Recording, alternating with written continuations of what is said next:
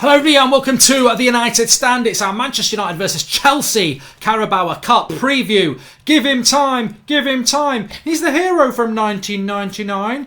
Ole Gunnar Solskjaer is back at the wheel. Well, he's not back at the wheel, but he's certainly knocking at the door to get back at that wheel. Will we let him back into it? And this game against Chelsea, look, my eye's more on Bournemouth. I said that yesterday. I think I can't wait for Bournemouth because that's 3 points in the league and that's your bread and butter. But the Carabao Cup remains slightly interesting because if we go back to before the Norwich game, we're a little bit concerned about where we're going to finish this season. Are we even going to have Europa League football next season? So I don't think the Carabao Cup or the FA Cup can be dismissed because they both get you into the Europa League as far as I remember. So United need to take it seriously. I also think that you can't go too weak in a game like this because any confidence that you've got will get destroyed by being battered by Chelsea.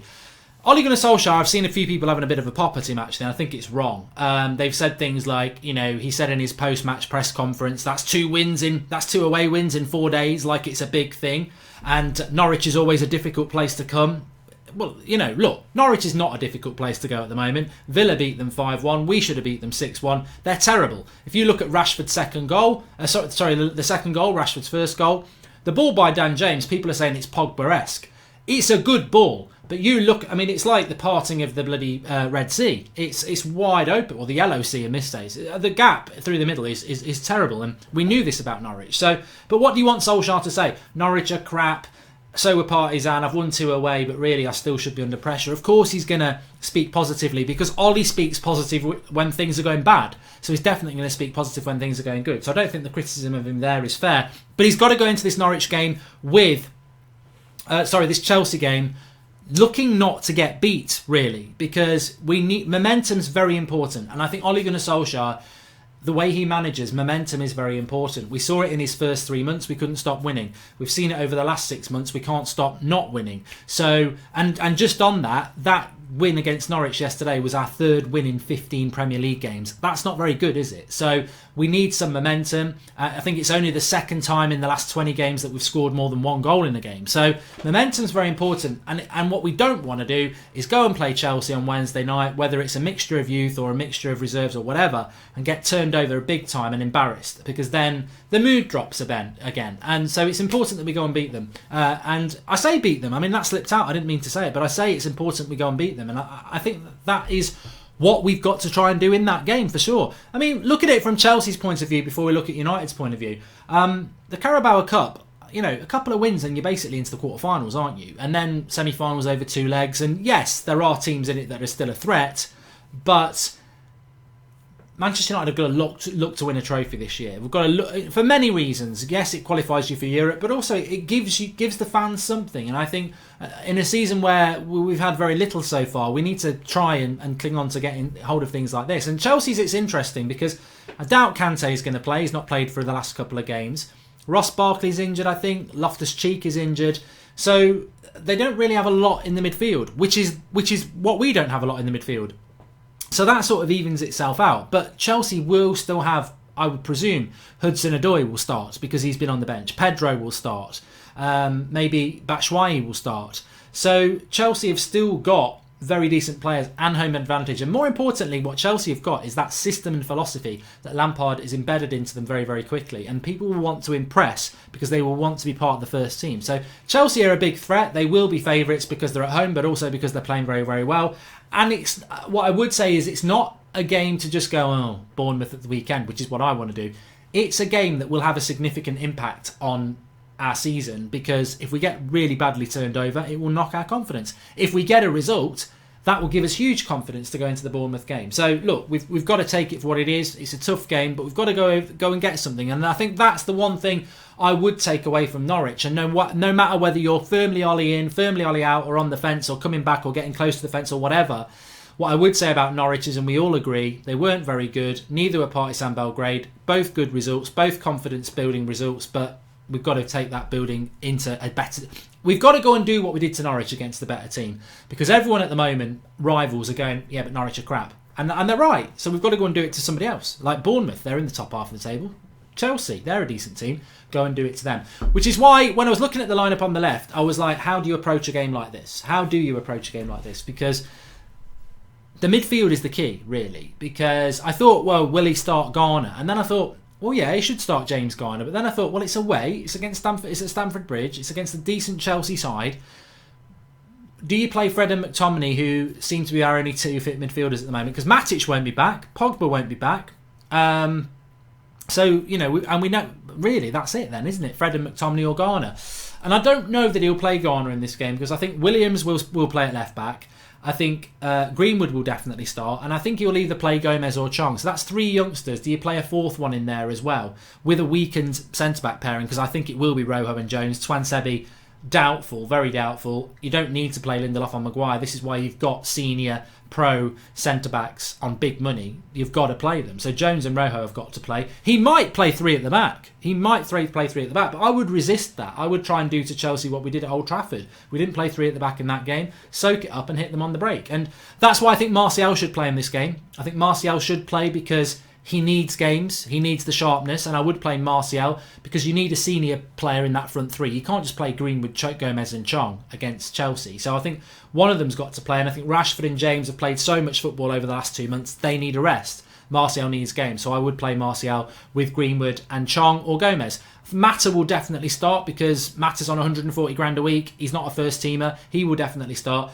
And actually, I think Lingard will start, won't he, as well? And I've left Lingard out because I think Mata and Lingard both play, but neither of those can play in a centre midfield position. But I don't think Gomez or Chong or Greenwood shouldn't play to give Lingard time. But I think maybe he will go down that route. So maybe Lingard will play and Chong won't, or Greenwood won't. I don't know. But I do think that they need to play. We were told in the summer that Chong and Gomez and Greenwood were ready, and we're not even seeing them going on bloody trips to the Europa League against Partizan Belgrade. So they need to play. They need to play because if you don't play Gomez and Chong and Greenwood, and then you do get another injury to Martial, you can't keep going, oh, we've really missed him. You're not. One injury, Rashford injured him, and we're in the same position. You've got to start using these players. You said they were ready. You've got to start using them. And if you don't dare use them, then you've got that wrong yourself, haven't you? I think Fred and McTominay have got to play in the midfield because I think the midfield is where games are won and lost, and I think Chelsea will be weakened in their midfield, and they may go with the youngsters themselves, which gives us an advantage, or because they haven't got many options, they might play Kovacic and Mount and Jorginho. So we don't know how they're going to line up. So I wouldn't play Garner in this game, to be honest. I wouldn't start him anyway. Right back, we haven't got a right back. I don't know what we do with right back, because Wan-Bissaka, I think we should be wrapping him up in cotton wool for these games because we don't need to use him, but we do, because Delo won't be back. Young can't play twice in 2 weeks. Shaw's not back. Williams could have shifted over to right back because he's both footed. In fact, he's probably more right footed, but we haven't got anyone to play left back then. So I think Wan-Bissaka will have to play unless we do something really unorthodox, like put Lindelof or Jones there, because there's no Twansebi either. So, and Romero will obviously start in goal. I'm looking forward to it. I'm looking forward to the next two games. I'm really looking forward to Chelsea and Bournemouth because I think they're going to be tests. I think Partizan Belgrade the following Thursday and Brighton at home, you expect to win both of those games. So it can only be a negative if you don't. But these two, I think they're a real challenge, and they could set us up for the rest of the season, especially with Pogba sort of coming back and maybe get a couple of the injuries back. Like, I mean, Matic would be useful in a game like this. He's going to be here all season. Matic would be very useful to give McTominay or Fred a rest. Delo would be useful to give Wan-Bissaka a rest. So we do need some of these players to start coming back. But it's hard to know. I mean, I think a lot of people will go into this game saying Chelsea are going to win. Oh, I must say as well, if you want to get yourself one of these T-shirts or one of our range of T-shirts from the United Stand, click the link in the video description. They're doing really, really well, and a lot of people really like them, especially the adored one and the green and gold. And this is what I say: green and gold, until it's sold, should not disappear because United win a game. I said if he glazes out, it should be glazes out regardless of results on the pitch. But check the T-shirts out. Links in the video description. 99, give him time. He's a legend from 99. But yeah, I'm looking forward to this game. How do I think it's going to go? A lot of people will put Chelsea down as favourites. I think sometimes when that happens, it never normally goes that way, does it? I mean, look, are Chelsea going to roll up and beat us 3 or 4-0? With Rojo and Jones playing at centre back, you never know. But I can see this maybe being an extra time, which there probably isn't, or so a penalty shootout. Which, look, if United are going to lose to Chelsea, I'd rather we lost on penalties and walk away with our heads held high and a bit of confidence and momentum. What we don't want to do, like I say, is go down there and get turned over big time, and people be going, look at Lampard, he's been there half the time. Ollie's been there. He's not had he's had a transfer ban. He's lost his best player, and he can still wipe the floor with Ole Gunnar Solskjaer. Because ultimately, it's not Chelsea's 11 against our best 11, is it? It's going to be Chelsea, a mixture of youth, and we've got to do that as well, and we will do that. So it will be a leveller.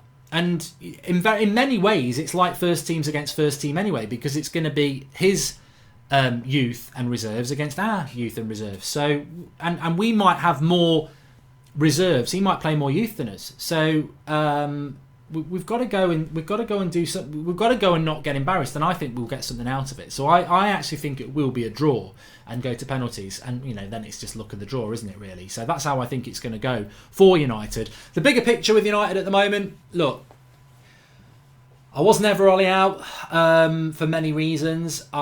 There's nothing more I would like, and I felt that after during the Norwich game and after the game, I was like, you know what, I really wish this could work, because it made me think back to the first 3 months, and I was like, this is perfect. The first 3 months, not Norwich, that wasn't perfect. That was just a good result. But that first 3 months, I was like, we're playing good football. We've got rid of Mourinho. We've got a man who supports Manchester United. He's a fan of United and he wants to be successful, and he's somebody we all like. And I felt a little bit like that on Sunday again. I was like, you know what? If he can be successful, this is the dream. This is what we want. This is why we all fell in love with it at the start. Is he going to be successful? Look, still a massive part of me thinks long term this is not going to go the way we want it to go. But I will hang in there and hope and pray and dream that it is, for as long as it takes, because I want Solskjaer to be successful. He's made a lot of mistakes. Every now and again he gets things right, and what he needs to do is start getting those things right more often. I think in the second half, every single game we seem to drop off in the second half, which is really weird. And I wonder what happens in the dressing room, because so many teams are better teams in the second half. I think under Mourinho and Van Gaal, we were 0-0 at half-time FC, and then second half we'd be better. With Ollie, we tend to do our best stuff in the first half and fade in the second half, which is really weird, because Ollie said that we were so unfit under Mourinho, but Mourinho's second half teams were better. So I don't know what's going on in the dressing room, but something needs to change there, because we seem to drop off. And it might be just Ollie saying, let's drop off and protect what we've got. I mean, how many times have we been in front at half-time and ended up drawing it? And, we were 2-0 up against Norwich. He needs the 3 points. Did he say, look, let's make sure we don't mess about in this game? So, maybe it is that will gradually build out. And I don't mind a build-out. But what I would say in relation to Solskjaer and United is the way we played on Sunday against Norwich was not part of the bus, was not counter-attack, whatever the negative term people want to use. And it certainly wasn't 3-5-2 or 5-3-2. It was 4-3-3. Different permutations. Did we have one holding midfielder? Did we have two? I think it's the most similar we've been to the first 3 months of Ollie in relation to formation and philosophy in that first half against Norwich. We've been all season. And we've been shouting all season, look, if you're going to get the sack, Ollie, get sacked doing what you did to get the job. Don't get sacked turning into something you weren't. Like that, he got the job because he played 4-3-3 with a front three that were exciting and dynamic and flexible, and a good back four and a midfield that fed the front three. We did that on Sunday against Norwich. Yes, Norwich are rubbish. That's why we've got to do it against a better team. But I really hope we see this formation now until whatever happens with Ollie, because I like this the best. I like the 4-3-3, and yeah, there are permutations where you can have two holding midfielders or one holding midfielder, but what we definitely had was the interchangeability between Martial and James and Rashford, and it worked really, really well. So I want to see that from now on, and that's how I feel about Ollie. I want him to be successful, but if he's not going to be successful, I just hope he just sticks with this and goes out with that blaze of glory, because this is a big week. I felt that Norwich, if he'd lost, like I said, it would have made it very hard to back him anymore, because we would have been in a horrible position, losing to another relegation candidate. He's won that first game. There's positivity. This is great. I think that there's the same pressure is on him for Bournemouth. I think we've got to go to Bournemouth and win. You've got to be beating teams like Bournemouth. So he's got to go to Bournemouth and win, and then we've got to beat Brighton, and that's the league. And then the cup games, Europa League, really. I think he's got to look long-term to Partizan Belgrade a week on Thursday. It's a home game, and be thinking, Greenwood, you're starting. Gomez, you're starting. Twansibi, get back, you're starting. Garner, you're starting. Williams, you're starting. Because we're through. In the Europa League, we're through anyway. Wednesday night, a little bit different, but I would be looking for momentum as well. Definitely. Yes, definitely.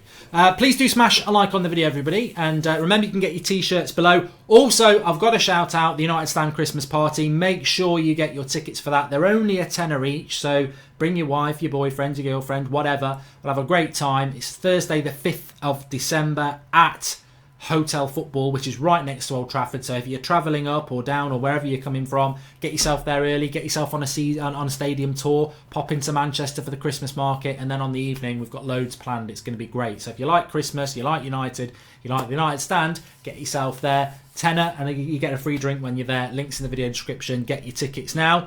Early Christmas present could be good. Ryan Giggs interview, make sure you give it a watch. If you're watching it before 8 o'clock on a Monday, it's going up at 8 o'clock on Monday. We're going to do it as a premiere so people can be typing in while they're watching it. If you're watching it after, go and give it a watch. And I think in context of how I'm so pleased United won, because I think it works well with Ryan's interview as well. So make sure you give that a watch. Get your tickets, T-shirts, but tickets for the Christmas party. We want that to really do well so we can do more of them going into next year. So make sure you're there. It'll be a fantastic evening like the one in London was. I'll speak to you all soon. Thanks for watching. Get your comments in below.